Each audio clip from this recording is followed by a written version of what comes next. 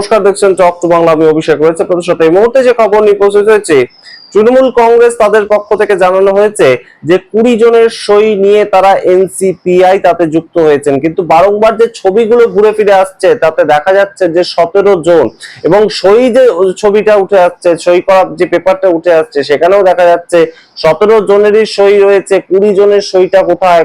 কারা 20 জন? সেই সংখ্যাটা তো বলতে হবে। কারা 20 জন হিসাবে সইটা করলেন? 3 জন কারা? এই বাকি 3 জন, 17 জনকে আমরা দেখতে পাচ্ছি ছবিতে। তাতে দেব রয়েছেন একদম সরাসরি, আবু তাহের খান রয়েছেন, ইউসুফ পাঠান রয়েছেন, মিতালি বাগ রয়েছেন, জুনমালিয়া রয়েছেন, অনেকেই রয়েছেন। কিন্তু বাদ বাকি কারা? এই প্রশ্নগুলো এই মুহূর্তে উঠছে, এবং সরাসরি কিন্তু গুরুত্বপূর্ণ যেটা, কীর্তি আজাদ থেকে শুরু করে শত্রুঘ্ন সিনহা কিংবা একদম প্রতিমা মণ্ডল, তারা বলে দিয়েছেন যে আমরা যাচ্ছি না, আমাদের কাছে অফার এসেছিল, আমরা যাচ্ছি না। সৌগত রায় নিজে বলেছেন আমরা যাচ্ছি না। তো এই ক্ষেত্রে যাচ্ছেনটা কারা এবং যাচ্ছেন কারা? সেই 20 জন কারা কারা একদম সরাসরি ওদিকে পা বাড়ালেন, সেই প্রশ্ন এই মুহূর্তে উঠছে। কিন্তু তার কারণ, সমস্ত দিক থেকে আমরা যত ছবি আমাদের সামনে উঠে এসেছে, সেখানে 17 জনকে দেখা যাচ্ছে। বাকি 3 জন নাকি আসেননি কিন্তু সই করেছেন। কিন্তু বাকি এই যে লিস্টটা, একদম সই করা সাংসদদের যে লিস্ট, সেখানে বাকি 3 জনই বা কারা? এই প্রশ্ন এই মুহূর্তে উঠছে, এবং অবশ্যই গুরুত্বপূর্ণ ভাবে যে প্রশ্নটা ঘুরপাক খাচ্ছে, যে সংখ্যার বিচারে ঠিকঠাক পর্যন্ত তারা পৌঁছাতে পেরেছে। তো অবশ্যই এই মুহূর্তে গুরুত্বপূর্ণ একটা প্রেক্ষাপট তৈরি হয়েছে যে সংখ্যালঘু সম্প্রদায়ের থেকে ইউসুফ পাঠান কিংবা একদম সরাসরি আবু তাহের খান, তারা বিলং করেন বলে তাদেরকে ভারতীয় জনতা পার্টি নেবে না সরাসরি, এবং তাই জন্য তাদেরকে অন্য একটা পার্টিতে নেওয়া হলো, এবং তারা সরাসরি সমর্থন করবে এনডিএ কে। কিন্তু সেই জায়গাটা আদৌ সংখ্যাটার বিচারে সঠিকভাবে যাচ্ছে তো? অর্থাৎ একদম 20 জন তারা এইভাবে যুক্ত হয়েছেন। তো 20 জন যদি যুক্ত না হন, যদি 17 জন যুক্ত হন, এই 17 জনেরই কিন্তু মেম্বারশিপ চলে যেতে পারে, অর্থাৎ লোকসভা থেকে তাদের মেম্বারশিপ চলে যেতে পারে। সেই জায়গাটা যদি হয়, তাহলে অবশ্যই কিন্তু এই মুহূর্তে আবারও বেশ খানিকটা চাপ দিতে পারবেন মমতা বন্দ্যোপাধ্যায়। তিনি সুপ্রিম কোর্টে যেতে পারেন সম্পূর্ণ বিষয়টা নিয়ে।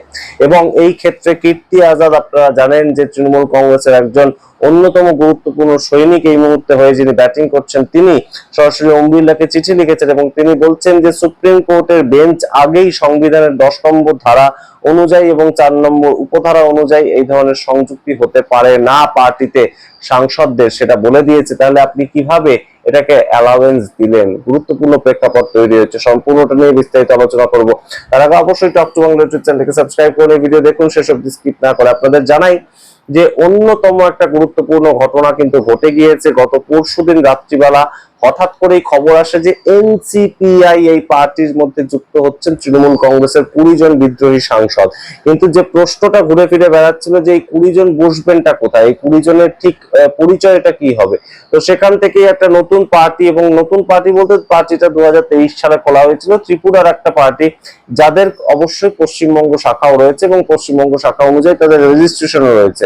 কিন্তু এই রেজিস্ট্রেশনের কথা কেউই জানতেন না। রাজনৈতিকভাবে যারা চর্চা করেন তারা সবাই অবাক হয়ে গিয়েছেন। কিন্তু বোঝাই যাচ্ছে যে এই 20 জনকে শেল্টার দেওয়ার জন্যই একটা পার্টি তৈরি হয়েছিল, এবং সেই পার্টিটাই এই মুহূর্তে 20 জন এমপি কে শেল্টার দিয়েছে। কিন্তু 20 জন যে আমরা বলছি, সেই সংখ্যাটা কোত্থেকে এলো? সেই সংখ্যাটা এলো তার কারণ, মূল এমপির সংখ্যা 29 জন, জিতেছিলেন 29 জন।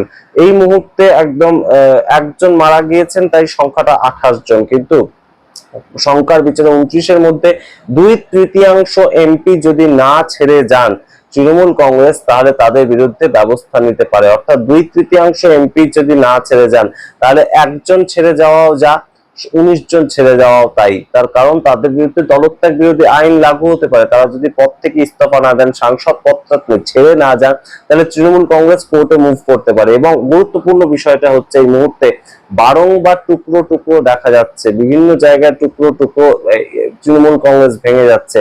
কারণ এই মুহূর্তে পশ্চিমবঙ্গের যে পরিষদীয় দল, তারা একদম ঋতুব্রত বন্দ্যোপাধ্যায়ের নেতৃত্বে তারা তৈরি হয়েছেন আলাদা একটা দল। কিন্তু তারা আবার বলছেন আমরা কাকলি ঘোষদের সঙ্গে তৃণমূল কংগ্রেসে নেই, আমরা আলাদা তৃণমূল কংগ্রেস, আমরাই আসল তৃণমূল কংগ্রেস। তারা এখন প্রশ্ন যেটা উঠছে মানুষের মনে, যে মমতা বন্দ্যোপাধ্যায় তারা কোন তৃণমূল কংগ্রেস? মমতা বন্দ্যোপাধ্যায় কি আদৌ তৃণমূল কংগ্রেস নন? এই গুরুত্বপূর্ণ জায়গাটা তৈরি হয়েছে। তার কারণ, হঠাৎ করেই আমরা দেখতে পেলাম 20 জন সাংসদ চলে গেলেন এনসিপিআই তে। কিন্তু 20 সংখ্যাটা নিয়েই এখানে প্রশ্ন উঠছে। কারণ 20 জনের সই দেখা যাচ্ছে না, 17 জনের সই দেখা যাচ্ছে, এবং সেটাকে ওম বিড়লা যদি অ্যাপ্রুভ করে দেন তাহলে কিন্তু অবশ্যই সম্পূর্ণ বিষয়টা কোর্টে যাবে এবং কোর্টে কিন্তু অবশ্যই এটার বিচার হবে। ঠিক যেমন লিখছেন কীর্তি আজাদ, তিনি ওম বিড়লাকে চিঠি লিখে বলছেন যে স্পিকার হিসেবে আপনি এই কাজটা করতে পারেন না, কারণ সুপ্রিম কোর্টের অলরেডি এরকম পুরনো সময় অর্ডার রয়েছে যে সংবিধানের 10 নম্বর ধারা এবং তার 4 নম্বর উপধারা অনুযায়ী এইভাবে কেউ দল ত্যাগ করে নতুন একটা দলে সংযুক্ত করতে পারেন না নিজেকে, অর্থাৎ এক দল থেকে জিতে এসে আরেকটি দলে চলে যাওয়া, তার কোনো ধরনের কোনো সাংবিধানিক পদ না ছেড়ে সেটা কিন্তু হতে পারে না, এবং যদি হয় তার বিরুদ্ধে আগের দল তারা ব্যবস্থা নিতে পারে। সুপ্রিম কোর্ট কিন্তু এমনই বলেছিল তাদের একটি বিচারে, এবং কোন বিচারের ক্ষেত্রে আপনারা বলেও দিই যে একদম মহারাষ্ট্রে যখন উদ্ধব ঠাকরে পার্টি ভেঙে একনাথ শিন্ডে নিজের পার্টি নিয়ে চলে গেছিলেন, সেই ক্ষেত্রে এই কথাটা বলা হয়েছিল। তো সেই জায়গা থেকে এই মধ্যে প্রশ্ন উঠছে যে কারা এই 3 জন, আদৌ কি 3 জন আছেন নাকি 3 জনের কথা একদম বলে দেওয়া হয়েছে। গুরুত্বপূর্ণ প্রেক্ষাপট যদি থেকে থাকে কারা কারা আছেন এই মধ্যে, সেটা তো অবশ্যই ক্লিয়ার করতে হবে কাকলি ঘোষ দস্তিদার কিংবা সুদীপ বন্দ্যোপাধ্যায়কে। তারা বারংবার বলার চেষ্টা করছেন যে আমরা 20 জন রয়েছি, কিন্তু কারা বাদবাকি 3 জন এখনো পর্যন্ত সেই সই বা সেই নাম কিন্তু সামনে উঠে আসেনি। আর সেটা যতক্ষণ না আসছে সেটা নিয়ে জল্পনা যতই বাড়ছে এবং ততই কিন্তু তৃণমূল কংগ্রেস তাদের গ্রাউন্ডটাকে আবারও শক্ত করতে পারছে। তৃণমূল কংগ্রেস বলতে আসল মমতা বন্দ্যোপাধ্যায়ের তৃণমূল কংগ্রেস, এবং মমতা বন্দ্যোপাধ্যায় যদি এটাকে কোর্টে গিয়ে চ্যালেঞ্জ করেন তাহলে কিন্তু অবশ্যই সম্পূর্ণভাবে তাদের সাংসদ পদ সেটা যেমন প্রশ্নের মুখে পড়বে। ওম বিড়লা কিভাবে সম্পূর্ণ বিষয়টাকে অ্যালাউ করলেন, এই 20 জনকে না দেখে 20 জনের সই না থেকে সম্পূর্ণ বিষয়টাকে কিভাবে অ্যালাউ করা হলো সেটা নিয়েও কিন্তু প্রশ্ন উঠবে। সুতরাং সামগ্রিকটা এই মুহূর্তে বেশ খানিকটা চাপের পরিস্থিতি তৈরি হয়েছে। তৃণমূল কংগ্রেস ছেড়ে হঠাৎ করে এনসিপিআই তাতে একটা নতুন দল, এবং সেখানে তাদের অস্তিত্বটাই ছিল না পশ্চিমবঙ্গের ভোটের রাজনীতিতে লড়ার ক্ষেত্রে। 2024-এ তারা বিধানসভা ভোটে যে লড়াইটা করেছিল, ত্রিপুরাতে সেই মাত্র 2টি সিটে লড়াই করেছিল, কিন্তু তাতে তাদের প্রাপ্ত ভোটের সংখ্যা ছিল মাত্র 822, যেটা নোটার থেকেও কম। অর্থাৎ নান অফ দ্য অ্যাবাভ যে সুইচটা থাকে সেটার থেকেও যাদের ভোট সংখ্যা কম, সেরকম একটি পার্টি হঠাৎ করে 20 জন এমপি পেয়ে গেল এবং এনডিএর প্রধান শরিক দল তৈরি হয়ে গেল, সেটা তো অবশ্যই একটু খটকা লাগে যে কোথা থেকে হঠাৎ করে 20 জন সাংসদ একত্রিত হয়ে যুক্ত হলেন।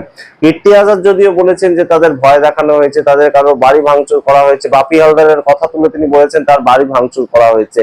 অনেককে 5 কোটি টাকা দেওয়া হয়েছে, অনেককে 50 লক্ষ টাকা দেওয়া হয়েছে, এবং বলা হয়েছে যে ইডি সিবিআই এর কোনো কেস আর তোমাকে ছবে না। এইভাবে বিভিন্ন কিছু করে একদম তাদেরকে টেনে নিয়ে যাওয়া হয়েছে, কিন্তু আদৌ সংখ্যাটা 20 টাচ করেছে? তো এই প্রশ্নটা যখন ঘুরপাক খাচ্ছে তখন অবশ্যই মমতা বন্দ্যোপাধ্যায়, অভিষেক বন্দ্যোপাধ্যায় তাদের পার্টি কি সিদ্ধান্ত নেয়, তৃণমূল কংগ্রেসের পক্ষ থেকে যে একদম তহবিলটা বাঁচানোর যে লড়াইটা, সেটা তারা কিভাবে লড়াইটা করে। অবশ্যই তহবিল খুব গুরুত্বপূর্ণ একটা বিষয়, কারণ তৃণমূল কংগ্রেসের তহবিল এখনো 1000 কোটি টাকার বেশি রয়েছে, এবং যদি কোথাও গিয়ে সুদীপ বন্দ্যোপাধ্যায়ের কথা মতন তারা অ্যাপ্লাই করেন মনসুন সেশনে যে একদম আমরাই আসল তৃণমূল, সেটা আমাদেরকে সমস্ত তহবিলের চাবিকাঠি দিয়ে দেওয়া হোক, আমাদেরকে সমস্ত প্রতীক দিয়ে দেওয়া হোক দলে, তাহলে কিন্তু অবশ্যই ধাক্কা খাবে মমতা বন্দ্যোপাধ্যায়, অভিষেক বন্দ্যোপাধ্যায়। তো সেই জায়গা থেকেই এই মুহূর্তে তৃণমূল কংগ্রেস কার, সেই প্রশ্নটা যেমন উঠছে, এবং তৃণমূল কংগ্রেস থেকে ঠিক কতজন এমপি গিয়েছেন এই দল ছেড়ে সেই প্রশ্নটা উঠছে। কারণ এর আগে প্রতিমা মণ্ডলকে নিয়ে এই ধরনের বিতর্ক হওয়ার পর, কি একদম শত্রুঘ্ন সিনহাকে নিয়ে এই ধরনের বিতর্ক তৈরি হওয়ার পর যে তারাও রেবেল হয়ে গিয়েছেন, তারা কিন্তু আমরা দেখতে পেয়েছি বিভিন্ন সময় ব্যাক আউট করেছেন, এবং ব্যাক আউট করে তারা বলেছেন যে আমরা মমতা বন্দ্যোপাধ্যায়ের সাথেই রয়েছি।